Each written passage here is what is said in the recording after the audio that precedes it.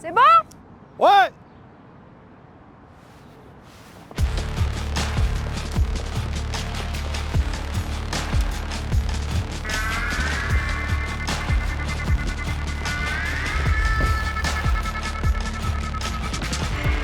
Très bien. Là, tu fais 58,81, arrêté avec 30 secondes de récup et avec une série dans les pattes. Mon record, c'est donc 60,86. Dans ma catégorie, les minima A, c'est 58,04. Il n'y a pas le choix, faut casser la barrière de la minute. Le ticket, il n'est pas encore en poche. Et maintenant, il faut que je fasse mes preuves sur la piste. Et ta vitesse moyenne à 100%, c'est 11,40. Ouais, mais j'ai l'impression que j'avance pas. Non, non, non. Non, mais les sensations sont plutôt bonnes, mais j'ai l'impression que j'avance pas, quoi. Plus on augmente dans le niveau sportif, plus le détail fera la différence. Et en même temps, plus la progression est minime et peu perceptible. Donc c'est un peu paradoxal, mais tout ce que j'essaye de faire au quotidien, c'est d'être rigoureuse, de me donner à 1000% et d'optimiser tous les à côté, que ce soit le plan récupération, soins, nutrition, et tous les domaines, il faut essayer d'être optimal. Elle sait que le moindre petit truc, il faut le petit pépin, il faut le traiter rapidement en fait. Elle a ses connaissances qu'un petit truc peut devenir quelque chose de très gênant. Contrairement des fois à d'autres sportifs qui vont laisser traîner et attendre de boiter méchamment pour s'en occuper. Donc non, c'est plutôt un avantage là dans ce cas-là. Après, faut pas devenir trop parano de.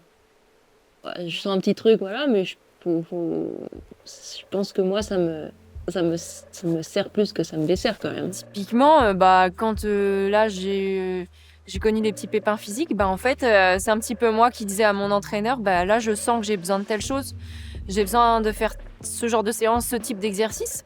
Et il est content de voir qu'on se prend en charge et qu'on n'est pas passif de l'entraînement, parce que je pense qu'un athlète de haut niveau ne doit pas être passif de sa carrière et de ce qu'il fait, mais au contraire acteur, comprendre ce qu'on fait, peaufiner la séance qui avait été écrite avec des grandes lignes et de l'adapter au mieux par rapport à moi et ma forme du jour. On pince un peu plus le deuxième? Ah ben, on peut faire 30 si tu veux. Oui, Je veux bien. on fait 30. Allez. Voilà, tu mets de la cadence, tu n'es pas obligé de monter aussi haut les genoux, mais ça bouge, ça bouge, ça bouge. Donc il faut que tu te rassures là. C'est très bien.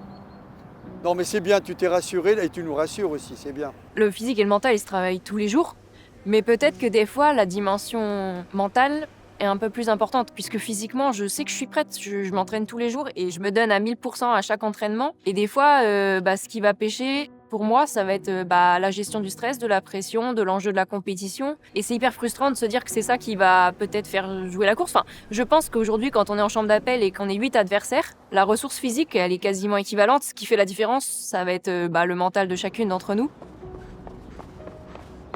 Ensuite, tu as un autre plot vert à l'arrivée de ton 80. Moi, aujourd'hui, je suis entraînée par Joe Maizetti, un entraîneur qui a une expérience de malade. Qui a quand même été l'entraîneur du relais 4 fois 100 mètres, qui a été recordman du monde.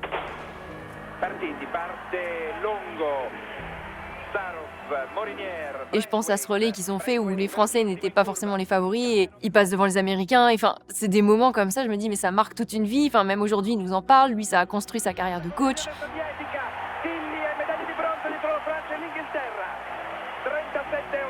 C'est la victoire qui nous fait aussi se lever tous les matins. C'est ce à quoi on pense, c'est ce à quoi on a envie. On a envie de monter sur cette plus haute marche du podium, d'avoir la médaille qui brille, chanter une Marseillaise. Enfin, c'est... Ouais, c'est quand même... des fois, on se dit waouh. Mais, en même temps, je pense qu'il est important de se garder un petit peu de lest, un petit peu de recul sur tout ça. En voulant tout maîtriser, des fois, on a tendance à se perdre un petit peu. Donc attention à avoir le curseur au bon endroit. Et ça, je pense que c'est propre à chacun. Et moi, je sais que j'ai un équilibre qui n'est pas celui de mes partenaires. On n'est pas tous pareils.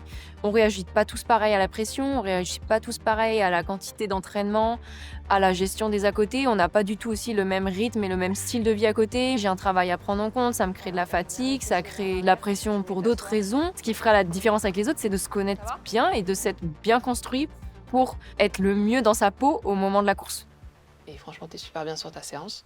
Soit on s'adapte encore à ce qu'il y a besoin. Ok. Même si on a toujours envie de penser à la victoire, la défaite, ça fait partie de la carrière. Et je pense qu'il y a plus de défaites que de victoires dans une carrière de sportif. C'est comme ça qu'on se construit. Il faut savoir rebondir, il faut savoir analyser le pourquoi, pas refaire les mêmes erreurs. Accepter des fois des moments durs pour vivre des moments juste exceptionnels, inédits. Et des émotions rares, hyper rares. Allez, allez, allez, allez, on va au bout là!